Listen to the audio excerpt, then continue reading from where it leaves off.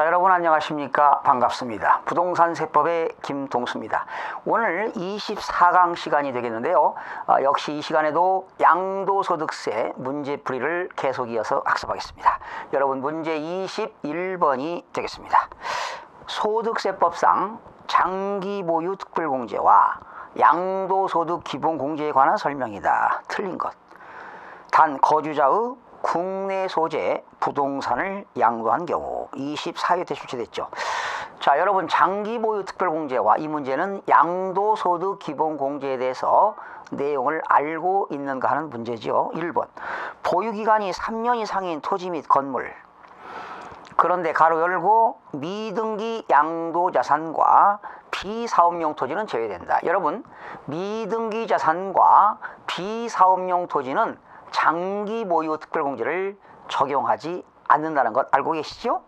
그런데 지문은 토지 및 건물에 하나여 그랬습니다. 장기 보유 특별공제를 적용한다. 틀렸죠?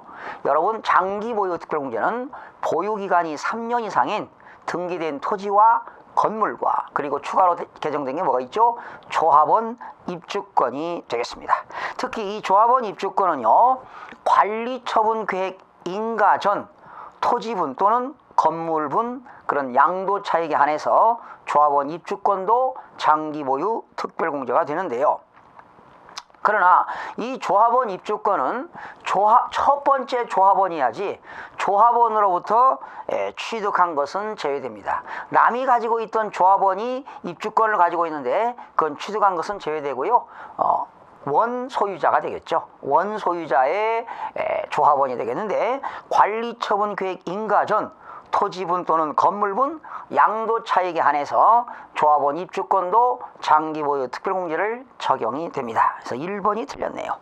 2번 1세대 1주택이라 하더라도 장기보유 특별공제가 적용된다. 그렇죠. 원래 1세대 1주택은요 양도소득세가 비과세가 되겠지만 3년 이상 보유하게 되면 고가주택 실거래가 9억이 초과되는 고가주택에 대해서도 장기보유 특별공제를 확대 적용하기 때문에 1세대 1주택도 장기보유 특별공제를 적용합니다. 3번 장기보유 특별공제액은 자산의 양도차익, 그렇죠? 양도가액에서 필요경비를 뺀 그 양도차익에 대해서 보유기간별로 공제율을 적용합니다. 특히 3년 이상 4년 미만 보유하면 양도차익의 10%가 되겠고요. 4년 이상 5년 미만일 때는 양도차익의 12%가 되겠고 5년 이상 6년 미만일 때는 양도차익의 15%를 공제하게 되는 겁니다. 네 번째, 등기된 비사업용 토지를 양도하는 경우는 양도소득 기본공제 대상이 된다. 여러분 비사업용 토지를 양도했다.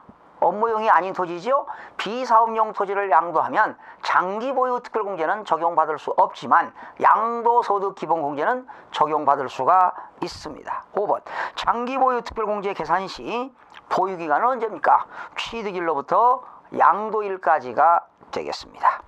그러나 배우자 또는 직기존 미속간 증여재산에 대한 2월 과세가 적용되는 경우 증여한 배우자, 줄쳐보세요. 증여한 배우자, 직계존 미속이 해당 자산을 취득한 날로부터 기산한다. 아주 좋은 지문인데요. 자, 남편이 말이죠. 부인에게 증여했습니다. 그런데 이 부인은 증여받은 재산을 제3자에게 5년 이내에 양도할 때는 양도한 것으로 보지 않고 남편이 양도하는 것으로 보는 겁니다. 이때 보유기간은 그 증여자가 당초 취득한 날로부터 수증자가 양도하는 날까지 보유기간으로 계산된다는 것입니다. 그래서 5번 지문도 맞고요. 상당히 24회 때 문제지만 까다로운 문제였습니다. 여러분 해마다 양도소득세는 7문제가 출제되는데 2-3문제 정도는 상당히 어렵고 까다롭고 힘든 문제들이 출제되고 있는 실정입니다. 자, 22번으로 넘어갑니다. 소득세법상 거주자의 국내 소재 부동산과 부동산에 관한 권리, 양도에 관한 설명이다. 틀린 것. 21회 때 출제 문제가 되겠네요. 부동산 매매 계약을 체결한 거주자가 계약금만 지급한 상태에서 유상으로 양도하는 권리는 과세 대상이다. 이게 바로 뭐냐? 부동산을 취득할 수 있는 권리입니다. 써보세요. 1번이 바로 뭐라고요? 부동산을 취득할 수 있는 권리.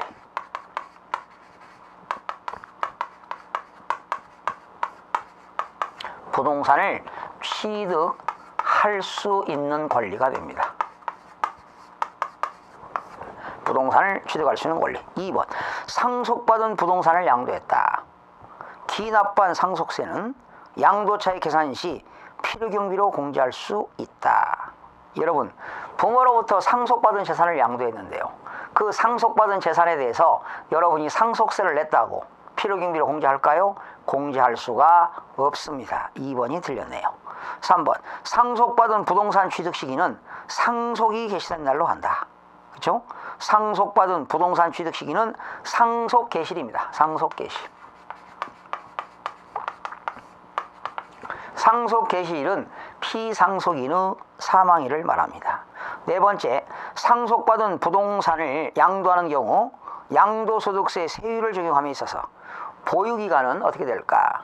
피상속인이 부동산을 취득한 날로부터 상속인이 양도하는 날까지로 한다. 여러분, 상속받은 재산을 양도했을 때요, 그 보유기간, 양도소득세의 세율을 적용할 때 보유기간 어떻게 되느냐? 피상속인이, 돌아가신 분이 당초 취득한 날로부터 상속인이 양도하는 날까지를 보유기간으로 하고 있습니다. 다섯 번째, 부동산을 취득할 수 있는 권리의 양도시 기준시가는 양도일까지 불입한 금액과 부동산을 취득할 수 있는 권리의 기준시가는 양도일까지 불입한 금액과 양도일 현재 뭘 더합니까? 프리미엄을 더한 겁니다.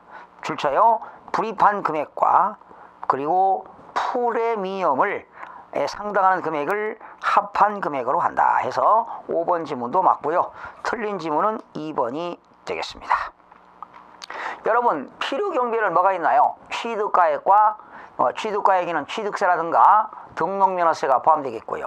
그리고 자본적 지출과 직접 양도 비용이 필요경비가 되겠습니다. 자, 23번으로 넘어갑니다. 실질 거래가격으로 양도차익을 계산하는 경우 양도가액에서 공제될 수 있는 필요경비로서 틀린 것. 여러분, 필요경비는 자본적 지출과 직접 양도 비용이 있죠. 증권거래세법에 따라 납부한 증권거래세 쓰세요. 직접 양도 비용에 들어갑니다. 취득 시 부담한 취득세. 여러분, 부동산을 취득하게 되면 취득세 내고 농어촌 특별세도 내고 지방교육세도 내는데 이것은 취득가액에 포함시키니까 필요경비에 들어갑니다. 아파트 분양 시 분양사업자가 거래 징수한 역시 부가가치세도 필요경비에 들어갑니다. 4번이 틀렸네요. 보유기간 동안 납부한 재산세. 여러분, 재산세라는 것은 토지라든가 건축물, 주택, 선박, 항공기를 가지고 시세내는 것이 재산세죠. 이때 재산세를 납부할 때는 지방교육세 20%를 납부하는데 이러한 것들은 필요경비에 포함되지가 않습니다. 4번이 틀렸고요. 5번, 자산의 취득 및 양도에 따른 매입계약서 작성 시 납부한 인지세.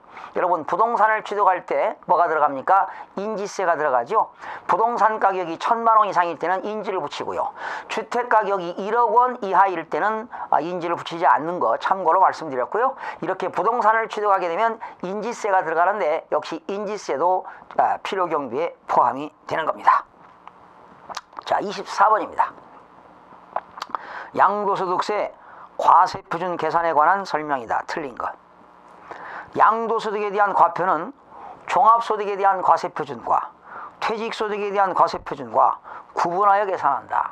여러분, 결과적으로 종합소득세의 과세표준과 그리고 퇴직소득에 대한 과세표준과 양도소득에 대한 과세표준은 각각 계산된다는 것 알면 되겠고요. 두 번째, 양도소득세 과세표준은 양도소득 금액에서 양도소득 기본공제를 차감한 금액으로 한다. 그렇죠? 양도소득 금액에서 양도소득 기본공제를 차감하면 양도소득 과세표준이 되는 겁니다. 3번, 미등기 양도자산의 양도소득 금액에 대해서는 기본공제를 적용하지 않는다. 그렇죠? 여러분, 미등기로 양도하는 자산은요, 장기보유 특별공제와 양도소득 기본공제를 공제하지 않습니다. 네 번째, 양도소득 기본공제를 적용할 때 양도소득 금액에 감면소득이 있어요. 이때는 그 감면소득금액 외의 감면소득금액 외의 양도소득금액에서 먼저 공제합니다. 250만 원. 그리고 감면소득금액 외의 양도소득금액 중에는 해당 과세기간에 먼저 양도한 자산의 양도소득금액부터 순서대로 공제한다. 우리가 1년에 양도소득 기본공제를 250만 원을 공제해 봤는데요. 공제받을 때 감면소득 금액이 있을 때는 감면소득 금액이 아닌 금액부터 먼저 공제받고 남은 금액이 있으면 감면소득 금액에서 공제를 받는다는 내용입니다. 5번이 틀렸는데요. 양도소득 기본공제는 해당 과세기간의 토지 또는 건물의 양도소득 금액에서 토지 또는 건물의 각각 소득별로 250만 원 공제한다. 맞는 것 같은데 5번 지문이 틀렸습니다. 여러분, 양도소득금액에서 각각 250만 원을 공제한다는 것은 토지도 250, 건물도 250이 아니지요. 그룹별로 공제한다는 겁니다.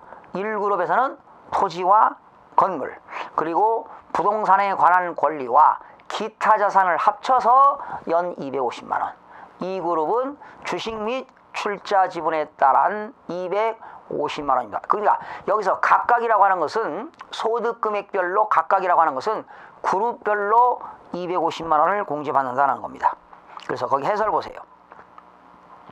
소득별로 해당 과세기간 양도소득금액에서 각각 공제한다. 거기서 소득별로라고 하는 것은 1그룹과 2그룹입니다. 토지와 건물과 부동산에 관한 권리와 기타 자산에 대해서 연 250만 원, 주식 및 출자 지분에 대해서 연 250만 원을 공제받게 되는 것입니다. 그 다음에 25번 문제인데요. 상당히 까다롭고 지난 20일에도 출제됐는데요. 자, 갑이 2012년 3월 5일 날 특수관계자인 을로부터 토지를 3억 1천만 원, 시가 3억 원에 취득하여 2015년 10월 5일 갑의 특수관계인 병에게 토지를 5억, 시가 5억 6천짜리에 양도했다. 갑의 양도소득 금액은 얼마인가? 다만 토지는 등기된 국내 소재 소득세법상 출처요. 비사업용 토지입니다.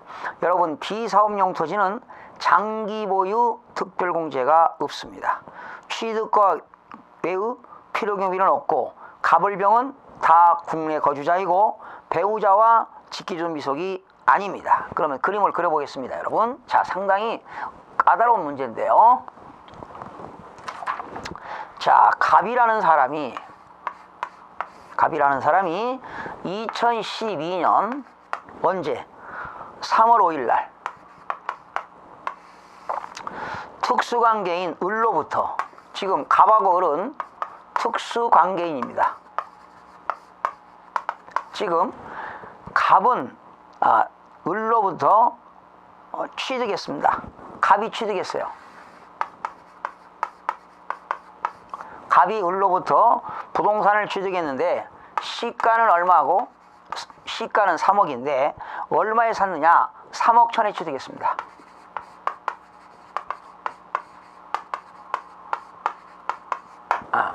지금 갑과 을은 특수관계인데요. 갑이 을로부터 지금 부동산을 취득했는데 시가라고 하는 것은 불특정 다수인들에게 매매가 형성되는 가격이 시가가 되겠죠. 이 3억짜리를 3억 천에 사왔습니다. 그러면 과연 인정이 되느냐 하는 건데요. 이때 시가와 대가와의 차액이 3억 이상이거나 시가와의 대가와의 차액이 5% 이상 차이가 되면은 그 거래를 부당한 행위로 봐가지고 시가로 처리하게 되는 겁니다. 그러면 여러분, 시가 3억짜리를 3억 천에 사왔는데 3억 원 이상 차이는 아니죠. 그러면 여러분, 시가의 5%면 얼마입니까?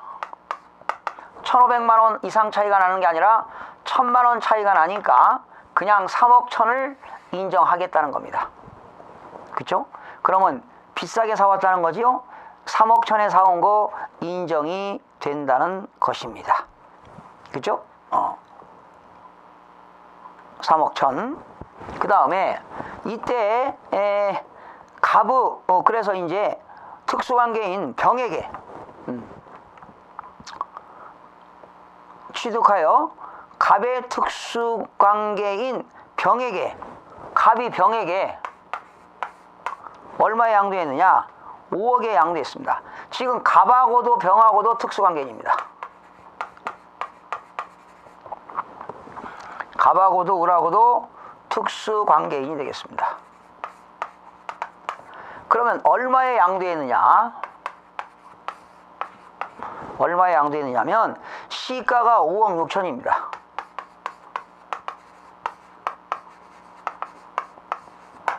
시가가 5억 6천인데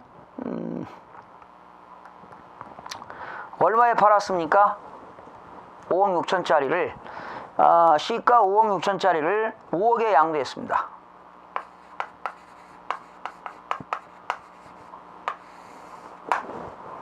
(5억에) 양도한 경우 양도소득 금액은 얼마인가 그랬습니다.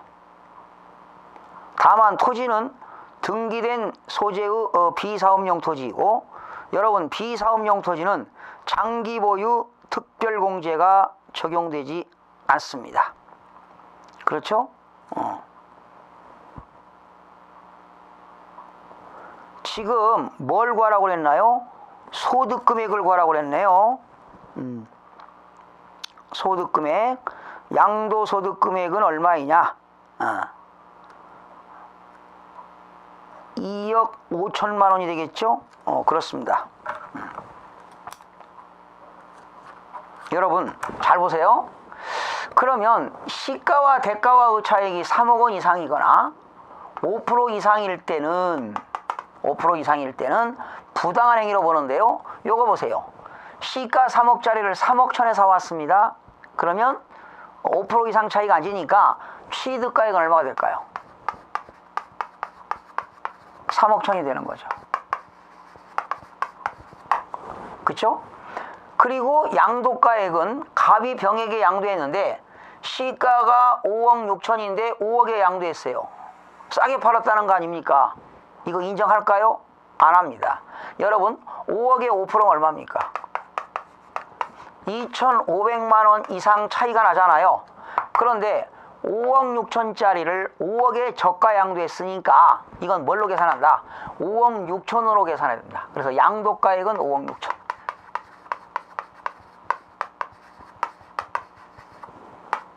그럼 빼니까 얼마? 2억 5천이 양도 차익이 되겠죠. 그렇죠? 2억 5천이 양도 차익입니다. 그런데 이 비사업용 토지는 장기 보유 특별공제가 안 되기 때문에 양도소득 금액이 그냥 2억 5천입니다. 여기서 장기 보유 특별공제를 빼야 될 거 아니겠습니까?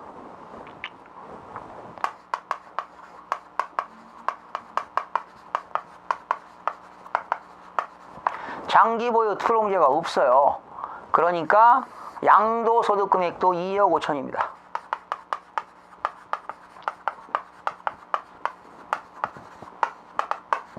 지금 문제에서는 양도소득 금액을 구하라고 그랬으니까 정답은 2억 5천이 되겠습니다. 그러나 만약에 이 문제상에서 양도소득 기본공제를 구하라, 아니 과세표준을 구하라 그러면 250만 원을 빼야 되겠죠.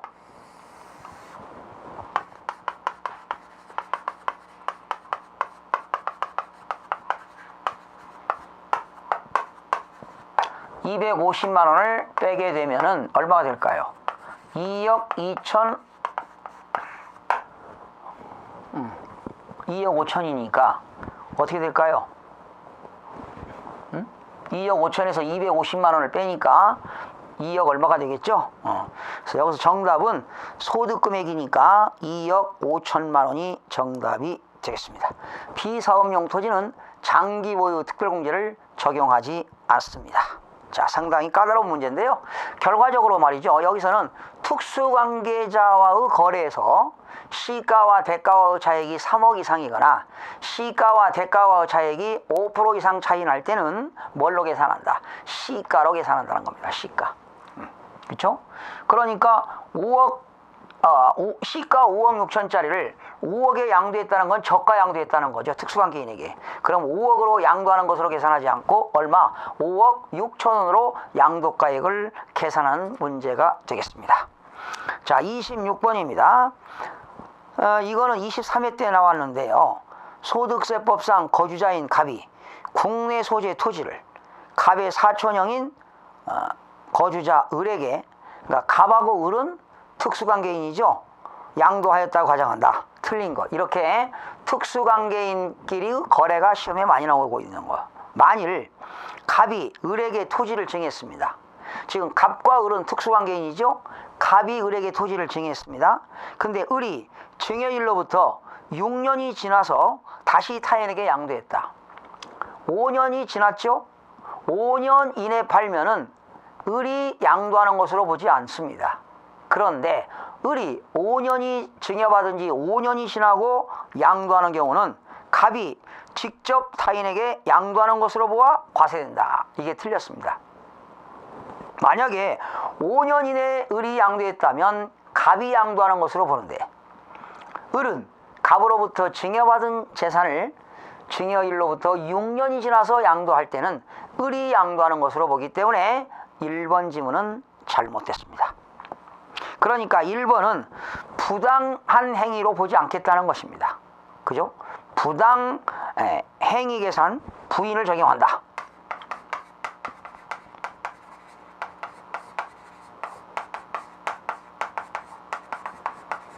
적용한다, 안 한다? 안 한다는 겁니다.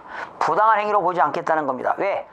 을이 갑으로부터 증여받은 것을 5년이 지나서 양도했기 때문에 부당한 행위로 보지 않겠다는 것입니다. 1번 틀렸고요. 갑이 양도한 토지가 법령이 정하는 비사업용 토지에 해당하는 경우는 보유기간에 불구하고, 그쵸? 비사업용 토지는 장기보유 특별공제를 적용받을 수가 없습니다. 3번. 갑과 을은 특수관계인에 해당할까요? 그쵸? 갑의 사촌형이니까 특수관계인에 해당합니다. 갑이 상속세 및 증여세법에 따라 시가 8억 원으로 평가된 토지를 을에게 7,500만 원에 양도한 경우, 자, 여러분, 시가가 8억에 5%면 얼마죠? 8억에 5%면 4천만 원이죠. 4천만 원 이상으로 넘겼나요? 그쵸? 시가 8억짜리를 7억 5천에 양도했을 때는 양도가액은 뭘로 계산할까요? 8억으로 계산해야 됩니다. 8억. 그쵸? 8억짜리를 7억 5천에 저가 양도한 것은 8억으로 양도가액을 계산하게 됩니다. 5번. 해당 토지가 미등기된 것으로서 법령이 정하는 미등기 양도자산, 제외자산이 아니라면 70%를 적용한다. 그렇죠. 미등기 자산에서 미등기 양도자산에서 제외되는 자산이 아니라면, 미등기라 하더라도 소득세법에서는 미등기 자산으로 보지 않는 경우가 있는데요. 그렇다면 70% 세율이 적용됩니다. 결과적으로 미등기 자산은 70%의 높은 세율을 적용하고요. 미등기 자산은 장기보유 특별공제와 양도소득 기본공제를 적용하지 않습니다. 자, 27번으로 넘어갑니다. 소득세법상 거주자가 2015년에 국내 소재 부동산을 양도했습니다. 틀린 것. 이란 23회 문제인데요. 1세대 2주택을 3년 이상 보유한 자가 등기된 주택을 양도할 때, 그죠? 1세대 2주택을 보유한 자가 하나의 주택을 양도했다면 당연히 장기보유 특별공제가 적용이 됩니다. 2번. 1세대 1주택에 대한 비과세 규정을 적용함에 있어서 하나의 건물이 주택과 주택의 부분으로 복합되어 있는 경우, 주택의 연면적이 주택 외의 연면적보다 클 때는 전부를 주택으로 본다. 여러분, 이게 겸용주택인데요. 주택면적과 주택 이외의 면적을 비교해서 주택 면적이 크면 전부를 주택으로 보는 것입니다. 3번 증여자인 매형의 채무를, 증여자가 지금 매형입니다. 증여자인 매형의 채무를 수중자가 인수하는 부담부증여입니다. 부담부증여라는 게 뭐지요? 증여자의 채무를 수중자가 갚아주는 조건으로 증여하는 것이 부담부증여입니다. 증여가액 중 채무액에 상당하는 부분은 그 자산이 유상으로 이전되는 것으로 본다. 그렇죠? 부담부증여는 증여자의 채무를 수중자가 인수하는 조건으로 증여한 부담부증여는 유상 이전으로 보아서 양도소득세 과세 대상이 되는 겁니다. 4번 2015년에 양도한 토지에 발생하는 양도차손은 5년 이내에 양도하는 토지의 소득금액에서 2월하여 공제받을 수 있다. 여러분, 토지를 팔았는데요, 양도차손이 생겼으면 다른 토지에 대해서만 2월하여 공제되는 것이 아니라 그룹별로 2월 공제됩니다. 토지와 건물과 부동산에 관한 권리와 기타 자산에 따른 소득과 그리고 주식 및 출자 지분에 따른 소득은 각각 양도 차손에서 공제받을 수가 있습니다. 세 번째는 파생 상품에 대한 소득입니다. 그러니까 거기 해설 나왔는데 토지, 건물, 부동산에 관한 권리와 기타 자산 합쳐서 양도 차손에서 공제받을 수 있고요. 꼭 토지가 양도 차손이 생겼다고 토지에 대해서만 공제를 받는 것이 아니라 토지와 건물과 부동산에 관한 권리와 기타 자산에 대해서 다른 소득에 대해서 2월하여 공제받을 수가 있습니다. 그리고 주식은 주식대로, 파생상품은 파생상품에 따라서 공제받을 수가 있습니다. 4번이 틀렸고요.